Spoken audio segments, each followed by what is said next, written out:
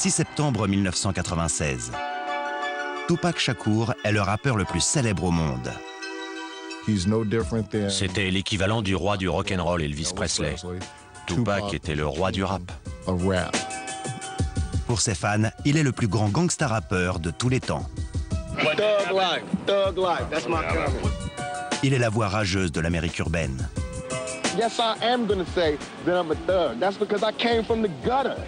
Les gens du quartier l'appelaient le Jésus noir. Il venait nous sauver.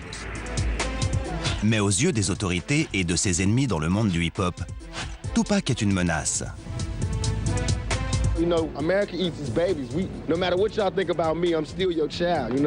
avait dit plusieurs fois « Je vais mourir. Je vais mourir au sommet de ma gloire. » Bientôt, sa prophétie se réalisera. Voici les dernières 24 heures de la vie de Tupac Shakur.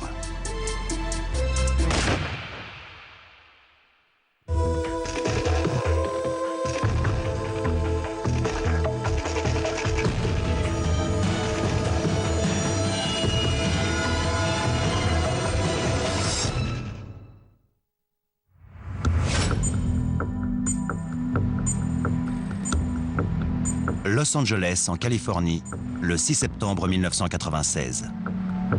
Il est 23h30 et Tupac Shakur quitte les studios Lacey dans le centre de LA, où le tournage de son dernier clip vidéo vient de s'achever.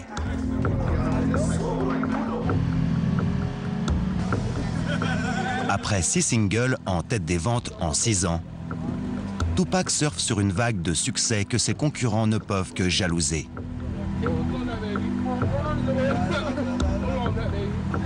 Mais dans 24 petites heures, Tupac sera brusquement stoppé dans sa course.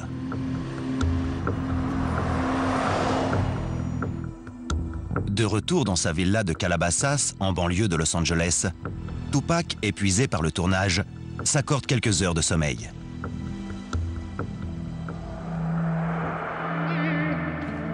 Le lendemain matin, sa cousine Jamala Le Sen vient lui rappeler qu'ils doivent partir pour Las Vegas. Nos anniversaires tombent le même mois et il voulait qu'on le fête ensemble à Las Vegas.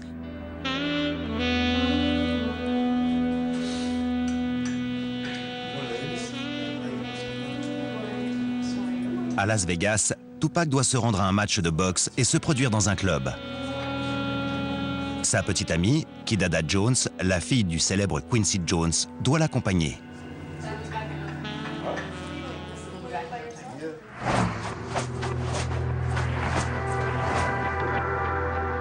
Quelques heures plus tard, ils prennent la route. Mais Tupac se passerait bien de faire ce voyage. Tupac ne voulait pas y aller. Ça crevait les yeux. Il avait des problèmes de famille à régler à Atlanta et il n'avait pas franchement envie d'un périple à Las Vegas. Mais sous la pression de son manager, Tupac accepte. Ce sera son dernier voyage.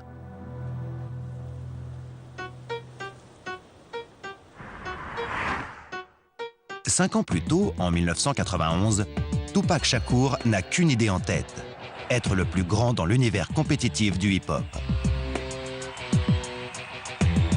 Dès la sortie de son premier album, Tupacalypse Now, Tupac en prend la voix. Il noue immédiatement des liens profonds avec ses fans, en dénonçant la dure réalité de la vie dans la rue. Dès qu'il prenait un crayon ou un micro, c'était comme s'il avait été frappé par la grâce de Dieu. Dans toutes ses chansons, on aurait dit qu'il donnait de sa vie, de son sang. They got little Italy, little everything. They don't have a little Africa. They got the ghetto, and we think that that's ours. That's not even ours. That's just what was left over. Ces chansons parlent au nom des opprimés, des pauvres, des laissés pour compte, ceux qui n'ont aucune voix politique dans la société. En 1994, Shakur affirme clairement sa philosophie dans un album intitulé Thug Life, Vie de truand.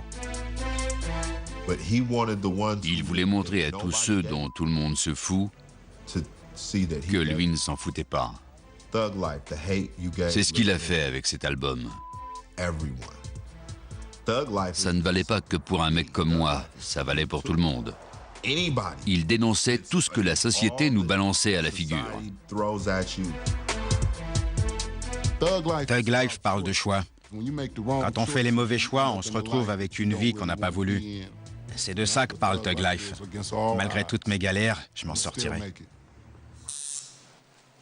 Tupac a ses convictions politiques gravées dans la peau. Tous ces tatouages voulaient dire quelque chose. L'un d'eux disait 50 avec le dessin d'un AK-47 parce que Tupac pensait que 50 Noirs étaient capables de tout. De tout. Du moment qu'ils le décidaient et qu'ils avançaient tous dans la même direction.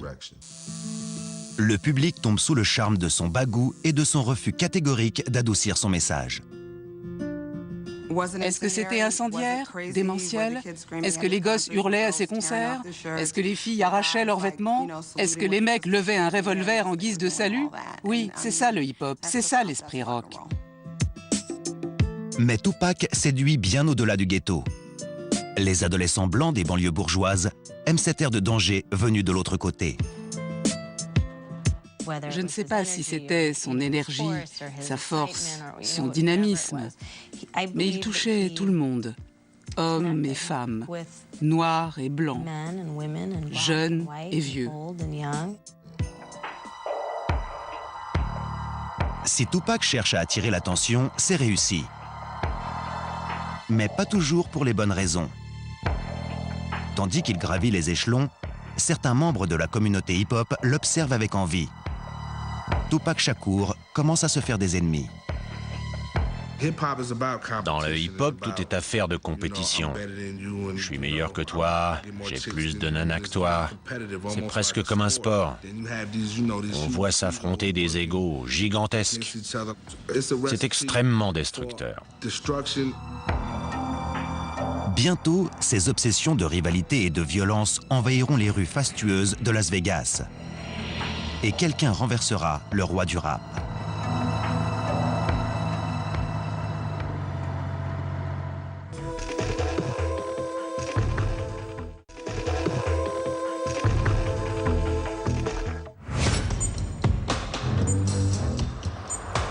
« 7 septembre 1996, 15h.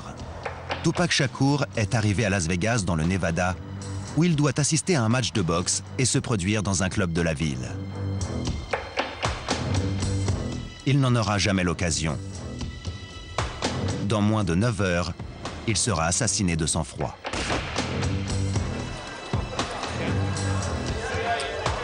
Après avoir laissé sa petite amie et sa cousine à son hôtel, Tupac se distrait au casino en attendant le match de boxe.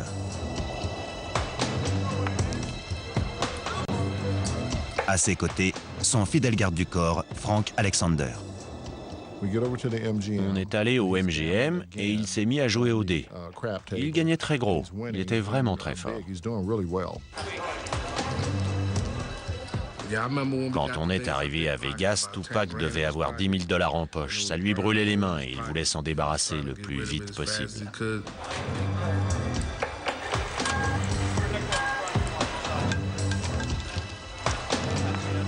À la table de jeu, Tupac est rejoint par les membres d'Outlaw Immortals, son groupe de scène. C'étaient ses chanteurs et ses amis. Ils jouaient sur beaucoup des titres de Tupac à l'époque. Comme d'habitude, Tupac ameute les foules, et surtout les femmes. Tupac et les femmes. Les femmes arrivaient par milliers, de vrais groupies. Elles venaient des tournages de films, des clips vidéo, des studios, d'Italie, de partout. Au casino, comme dans la vie, Tupac joue gros. Mais il connaît un succès planétaire et peut se permettre de risquer la mise.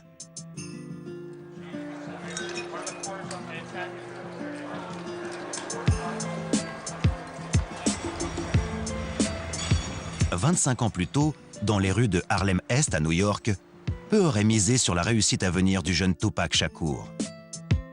Sa mère, Afeni Shakur, membre du parti extrémiste des Black Panthers, est arrêtée et inculpée, ainsi que 20 autres participants pour tentative d'attentat à la bombe. Finalement acquittée de tous les chefs d'accusation et enceinte de Tupac, Afeni est libérée après 15 mois passés derrière les barreaux. Le 16 juin 1971, elle donne naissance à Tupac Amaru Shakur, à qui elle donne le nom d'un révolutionnaire inca sud-américain. Tupac signifie « serpent lumineux ». Serpent lumineux est un esprit brillant. En 1971, je croyais sincèrement que le prénom d'un enfant pouvait l'aider dans la vie. Ce qui n'aide pas non plus le jeune Tupac, c'est son père, membre également des Black Panthers.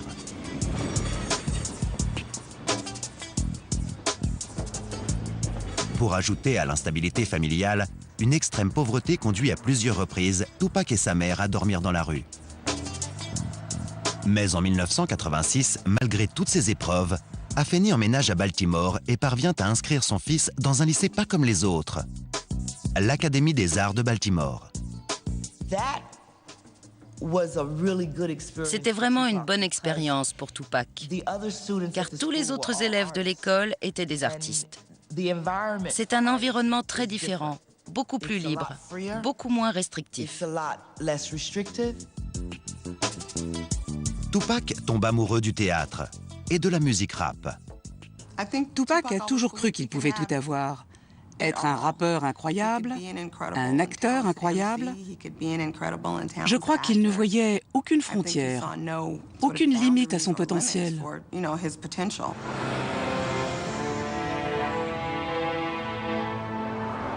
En juin 1988, afin de protéger son fils d'une vie de famille perturbée, Afeni envoie Tupac à l'autre bout du pays, vivre avec une amie à Marine City, en Californie. Mais l'adolescent de 16 ans s'aperçoit vite qu'il a troqué un cauchemar contre un autre. Marine City était tristement célèbre pour sa violence des rues. Tupac était un gringalet. Même musclé et gonflé à bloc, c'était un gringalet. C'est encore plus dingue quand on pense au cran qu'il avait. Il n'avait peur de rien, ni de personne. Ni homme, ni femme, ni enfant, ni animal. Parce qu'on ne meurt qu'une fois. Afeni rejoint rapidement son fils en Californie. Mais tout espoir de retrouvailles familiales heureuses est gâché par ses difficultés personnelles. Mes enfants et moi avons un lien fondé sur l'honnêteté et la confiance. Et j'ai brisé ce lien par un mensonge. J'ai menti en disant « je me drogue, mais je contrôle la situation ». C'était un mensonge et il m'a coûté très cher. Je ne porte pas le même regard que mes enfants sur cette époque, car tout ce que je faisais, c'était chercher de la drogue. J'avais trouvé ma réponse. C'était le crack. À 17 ans, Tupac monte avec Ray Love, un copain de quartier, son premier vrai groupe, Strictly Dope. On n'avait peur de rien. On se précipitait sur scène et on jouait direct. On n'avait pas besoin de se faire livrer à manger avant le concert, d'exiger un type de micro en particulier ou une limousine. N'importe quel micro, et c'était parti. «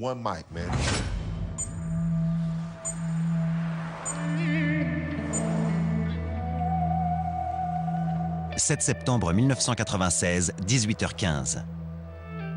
Depuis son arrivée à Las Vegas, presque 4 heures plus tôt, Tupac Shakur et son entourage prennent du bon temps, en jouant au casino et en buvant quelques verres.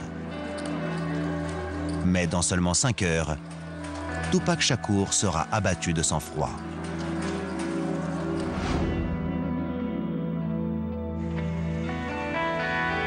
Sur l'invitation de Suge Knight, son manager et directeur de sa maison de disques, Tupac se rend à un match de boxe très attendu entre Bruce Sheldon et Mike Tyson, un ami proche de Tupac.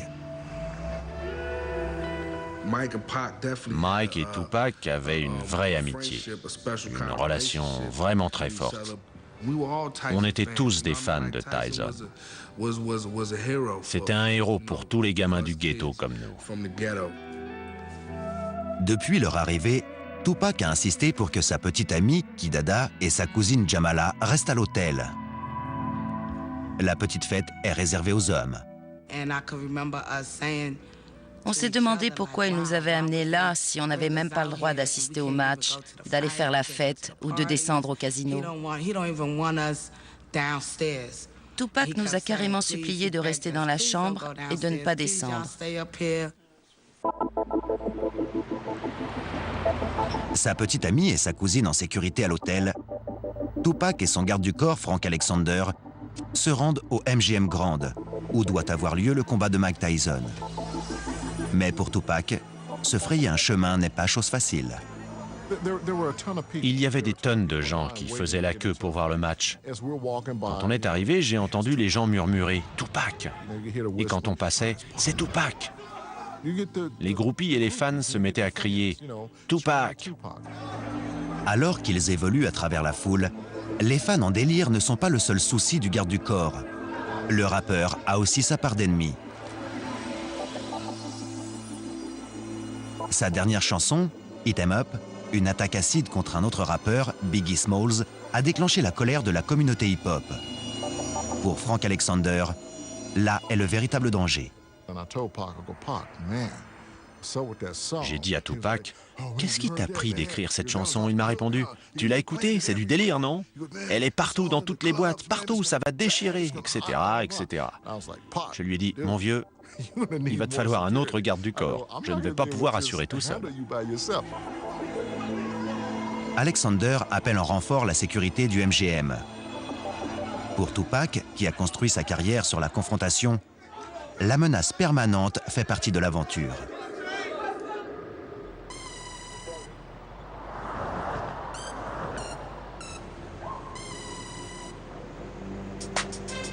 Mais en 1990, seulement 6 ans plus tôt, peu avaient entendu parler de Tupac Shakur.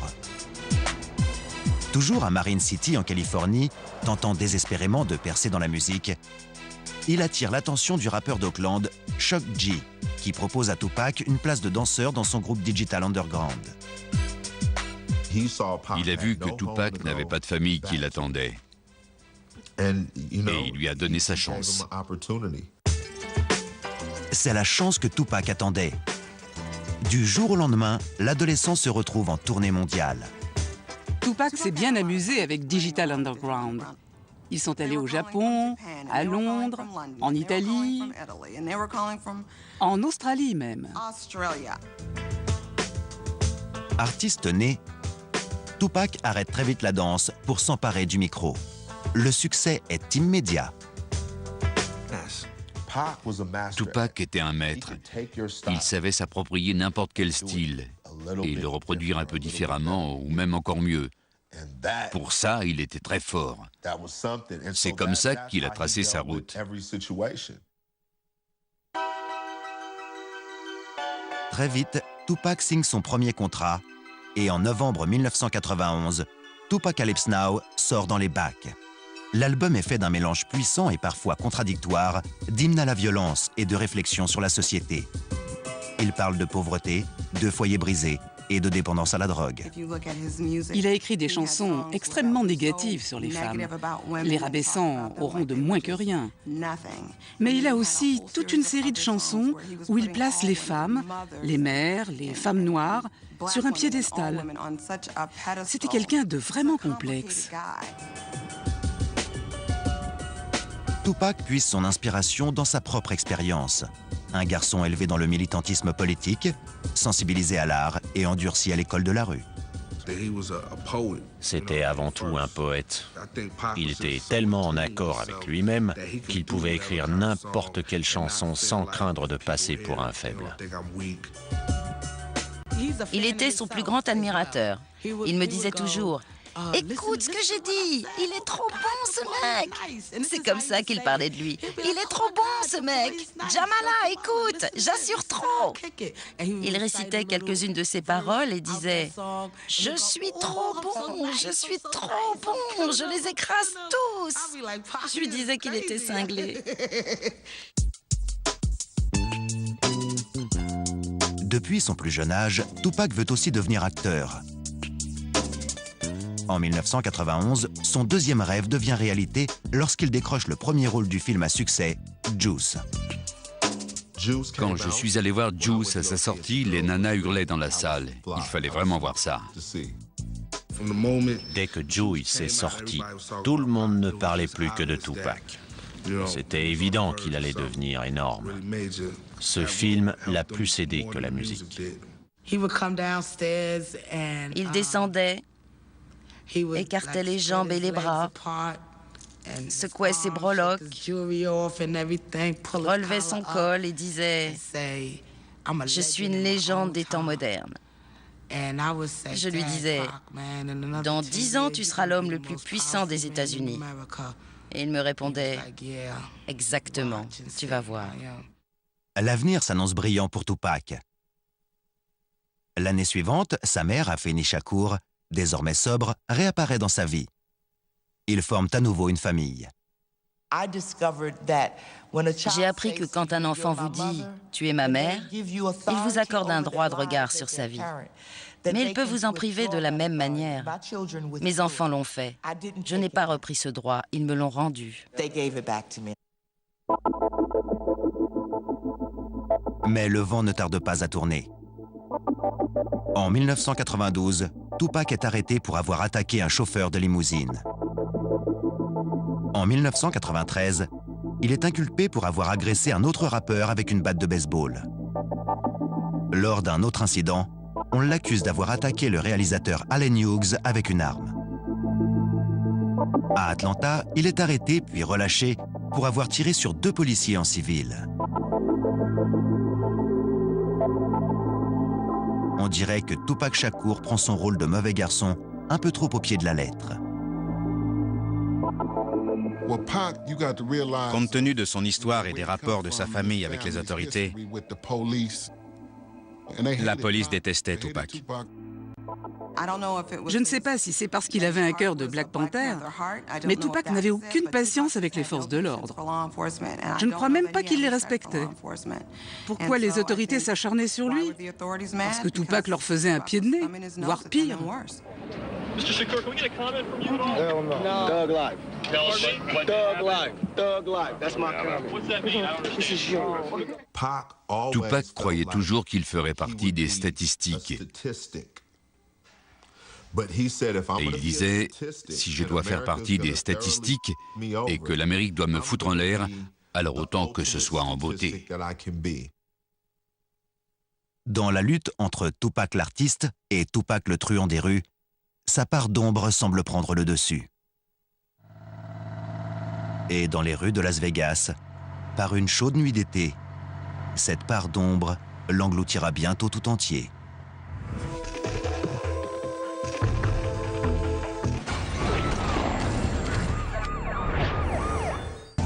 Bien sûr, dans Top Gear, il y a des bagnoles et même des plutôt pas mal.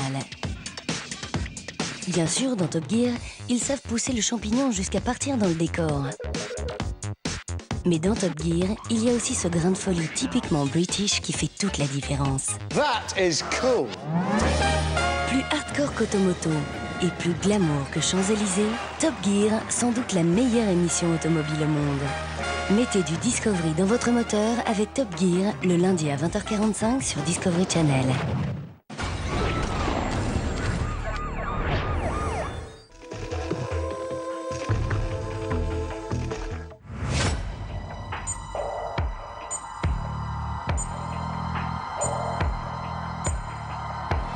« 7 septembre 1996, 20h35.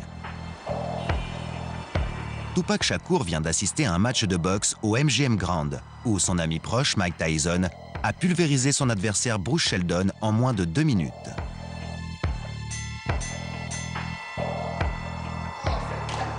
Dans les loges, Tupac est accompagné par Suge Knight, son manager et directeur de la maison de disques Death Row. Avec eux, le garde du corps de Tupac, Frank Alexander, et plusieurs associés de Death Row Records. Il est évident pour tout le monde que Tupac Shakur est encore complètement dans le combat. Il n'arrêtait pas de dire « 50 coups, mec, 50, il m'a mis KO en 50 coups ». Alors que le groupe rejoint l'entrée, un des employés de Death Row glisse un message à Tupac. Un des types de Shug, un certain Travon, a murmuré quelque chose à l'oreille de Tupac. Travon a remarqué dans le hall de l'hôtel un homme qui l'aurait soi-disant volé quelques semaines plus tôt. L'homme est un membre des Southside Crips, ennemi juré d'un autre gang de Los Angeles, les Bloods, avec qui Death Row Records entretiendrait des liens. Tupac Shakur, le roi du gangsta rap, décide de lui donner une bonne leçon. Tupac s'est jeté sur lui et...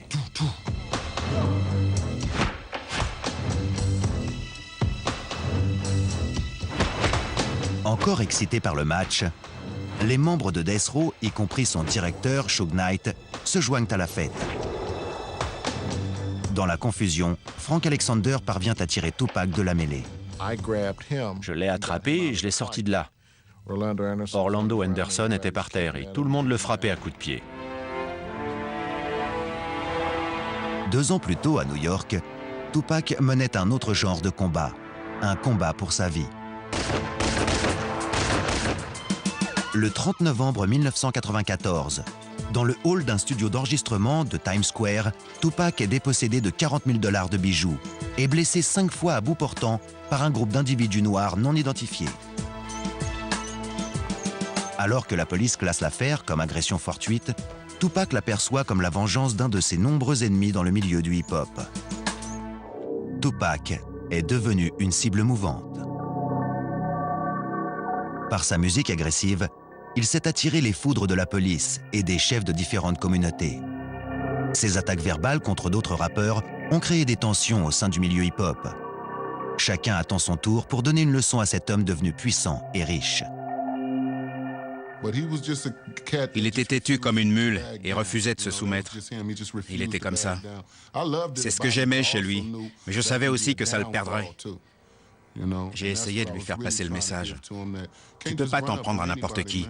Ces mecs te tueront, pour de vrai. Tupac savait dans quel monde il vivait. Il connaissait le système.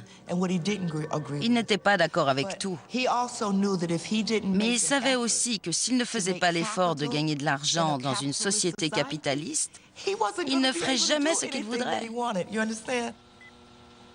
Son image de truand rattrape Tupac. Gravement blessé par 5 balles tirées à bout portant, l'une d'elles lui a sectionné l'artère de la cuisse, Tupac paye cher la violence qu'il dénonce, mais aussi celle qu'il exerce. This is all about my image. This has nothing to do with me. This is all about my image.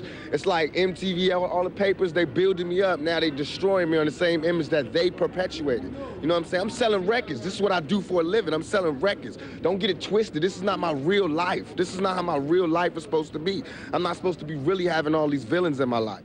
On ne peut pas accuser les rappeurs d'être des meurtriers. Autant accuser Schwarzenegger d'avoir tué des gens dans Terminator. Comment peut-on accuser un rappeur qui ne fait que parler alors que les acteurs montrent la violence et qu'on leur dit rien? Moins de 5 heures après son opération et contre l'avis des médecins, Tupac Shakur sort de l'hôpital. Il a d'autres problèmes à régler.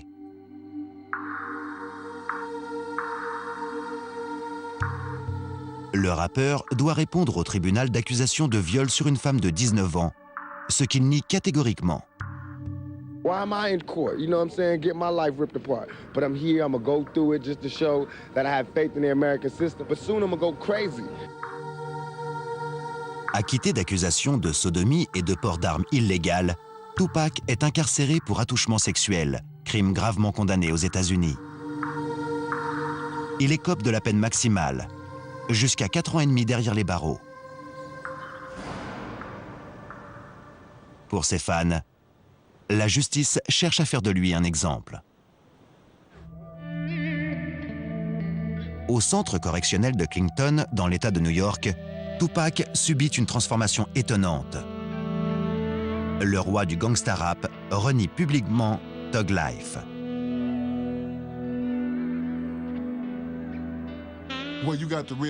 N'oubliez pas que Tupac était en prison.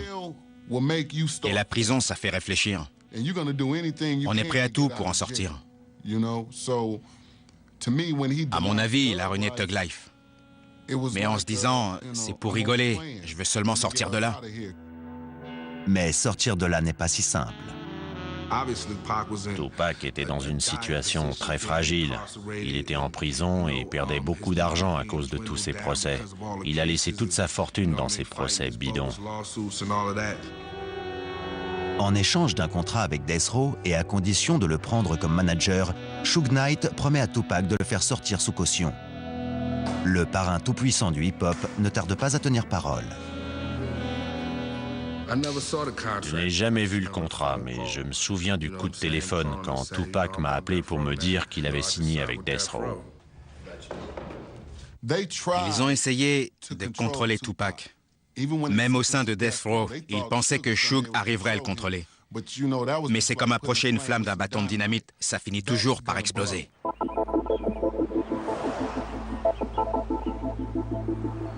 Death Row envoie Tupac au luxueux hôtel Peninsula à Los Angeles pour récupérer et se remettre sur pied. Son album Me Against the World était numéro 1, ainsi que son titre Dear Mama. Il n'avait pas besoin de Death Row pour réussir, mais il avait besoin d'eux à ce moment-là. Suge l'avait fait libérer contre 1,4 million de dollars. Tupac se devait de se remettre sur les rails. 7 septembre 1996, 21h. Las Vegas, dans le Nevada. Après avoir passé à tabac un membre présumé du gang des Crips dans le hall du MGM Grand, Tupac et son entourage regagnent leur chambre avant de partir pour le club 662, où Tupac doit se produire. Dans moins de 3 heures, Tupac Shakur sera laissé pour mort. Tupac est rentré à l'hôtel. Il était surexcité. Il m'a dit, Jamala, tu vas pas me croire. J'ai foutu une trempe à un mec, je l'ai mis KO, comme Mike Tyson.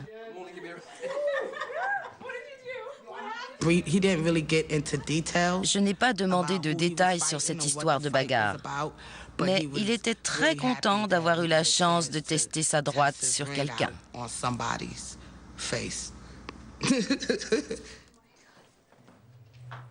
Au moment de s'habiller, Tupac décide de ne pas mettre son gilet pare-balles, accessoire pourtant justifié chez un homme qui a tant d'ennemis. Je me souviens que Castro a dit « Tu devrais mettre ton gilet pare-balles ce soir ». Mais Tupac a répondu « Non, il fait trop chaud, j'ai pas envie de le mettre ». Normalement, il ne serait pas sorti sans, mais pas cette fois.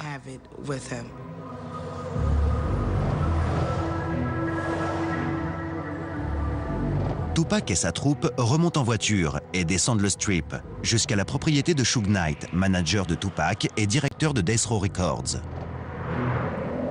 Suge et Tupac s'éclipsent un moment, tandis que les autres s'impatientent. Je ne sais pas ce qu'étaient partis faire Tupac et Suge, mais on les attendait et on était prêts à partir. Presque toute la propriété de Suge Knight est rouge, la couleur emblématique du Mob Piru, une branche du gang des Bloods de Los Angeles. Il portait beaucoup de rouge. C'était sa couleur préférée. Il venait de Compton. Il avait grandi parmi les Bloods. C'est ce qu'il affichait en portant du rouge. Pour certains, avoir signé avec un label proche des Bloods n'attire que des ennemis à Tupac. Mais cette fois, il s'agit du gang rival des Bloods, les Southside Crips. Son garde du corps, Frank Alexander, voit les choses différemment. Tupac n'était lié à aucun gang. Si on devait lui attribuer une couleur, ce serait le vert, la couleur de l'argent.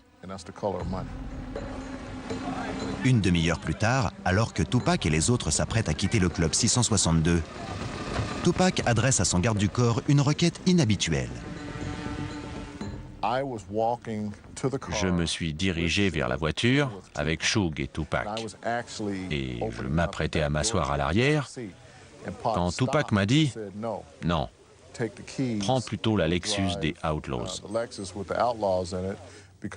On va boire et tu nous ramèneras quand on aura fini de faire la fête au 662. Cet arrangement de dernière minute est à l'initiative de Suge Knight, qui souhaite parler au rappeur en privé.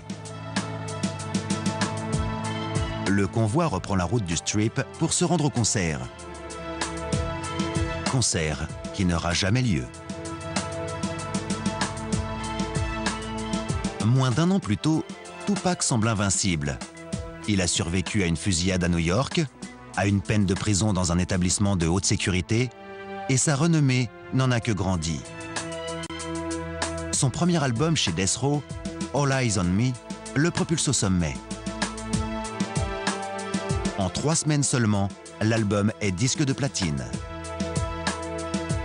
Malgré un tel succès, Tupac décide que le moment venu, il ne renouvellera pas son contrat auprès de Death Row Records. Tupac était prêt à quitter la maison de disques. Il y avait une raison pour cela. Seule sa mère et son entourage très proche connaissaient cette raison.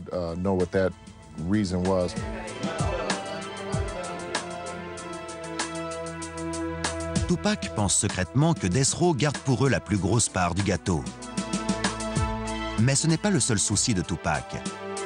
Il est confronté à son ancien rival, le rappeur de New York, Biggie Smalls, qu'il a attaqué à plusieurs reprises dans ses chansons. Leur querelle alimente les rumeurs d'une guerre entre les rappeurs de la côte ouest et de la côte est.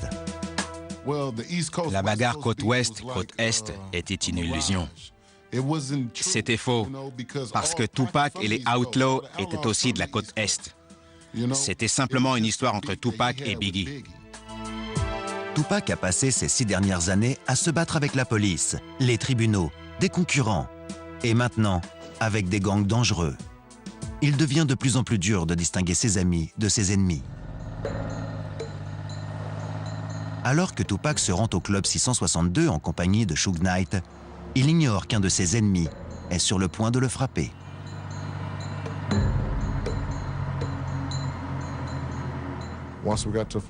Arrivé à Flamingo, on a tourné à droite. Et on s'est arrêté au feu au carrefour de Koval. Tandis que le garde du corps de Tupac le suit dans une autre voiture, le convoi poursuit sa route.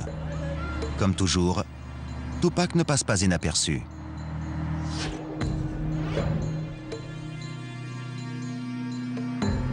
Quand soudain, venue de nulle part, surgit une Cadillac blanche. Elle s'est approchée de la BMW. J'ai vu un bras sortir par la vitre et les coups de feu sont partis.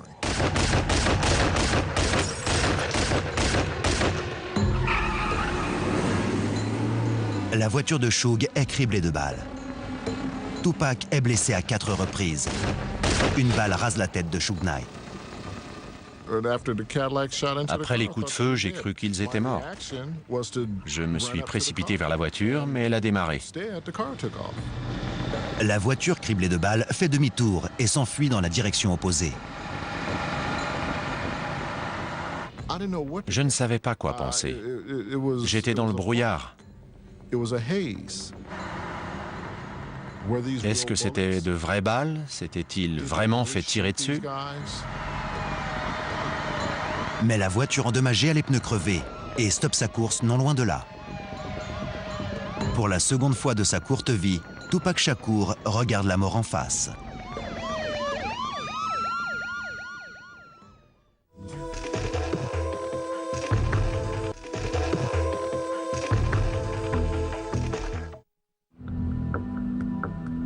« 7 septembre 1996, Las Vegas.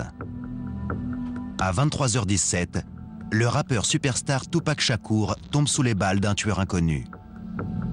Mortellement blessé, un poumon perforé, il est transporté d'urgence au centre hospitalier universitaire, où il subit 2 interventions chirurgicales. On lui ôte le poumon droit afin de stopper l'hémorragie interne et il est plongé dans un coma artificiel. Tupac Shakur ne se réveillera jamais. On était paniqués. Et la première chose à laquelle j'ai pensé, c'est qu'on avait déjà vécu ça à New York. J'ai vu Jamala qui avait passé une nuit de cauchemar. Puis tout le monde a commencé à arriver. Quand j'y pense, il n'y a pas un instant où quelqu'un n'a pas été auprès de lui. Quand je suis arrivée à mon tour, il avait été plongé dans un coma artificiel. Je n'ai jamais pensé qu'il allait mourir. Jamais. Ça ne m'a jamais traversé l'esprit. Jamais.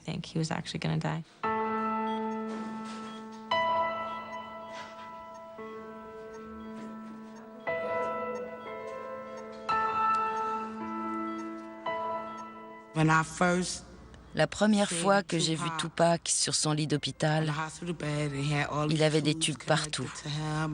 J'ai compris qu'il allait devoir se battre pour rester en vie. Tupac reste dans le coma pendant 6 jours.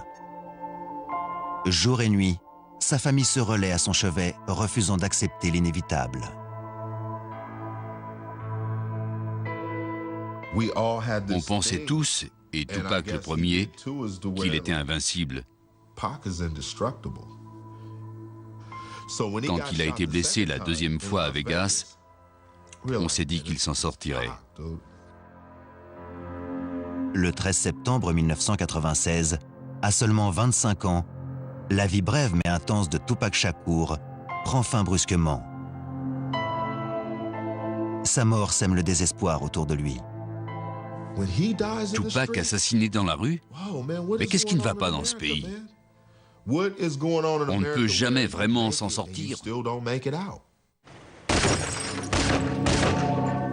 L'enquête criminelle se heurte à un mur lorsque les témoins refusent de coopérer. Les théories sur l'assassin vont bon train. Certains parlent d'une vengeance des Crips pour le passage à tabac dans le hall du MGM. D'autres montrent du doigt l'ennemi juré de Tupac, Biggie Smalls, qui sera abattu à son tour 7 mois plus tard. D'autres encore évoquent une embuscade organisée par Suge Knight, qui savait que Tupac envisageait de quitter Death Row. Quelle que soit la vérité, dans les rues de Los Angeles, les représailles sont terribles.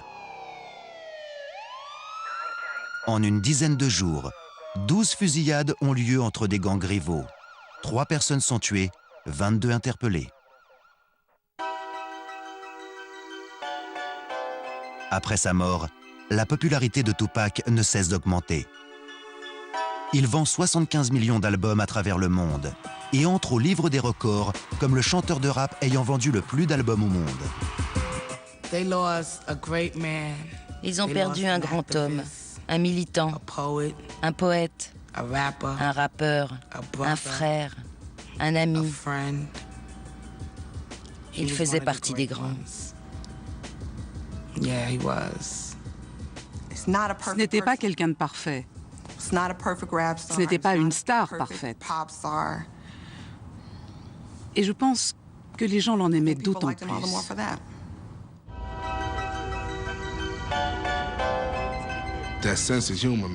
Il avait un sacré sens de l'humour, c'était un marrant. Il y avait autre chose derrière ses allures de gros dur. On passait plus de temps à rigoler qu'à jouer les durs. Sa mère, Afeni, prend les rênes de la famille. En 1997, la fondation Tupac Amaru Shakur est créée pour offrir formation et soutien aux étudiants créatifs. La même année, l'université de Berkeley en Californie met en place un cours intitulé « Poésie et mythe dans l'œuvre de Tupac Shakur ». Je lui parle tout le temps car j'ai envie de savoir ce qu'il pense de ce qu'on fait. C'est important pour moi et je suis sûre qu'il m'entend. À ce jour, l'assassin de Tupac Shakur n'a pas été retrouvé.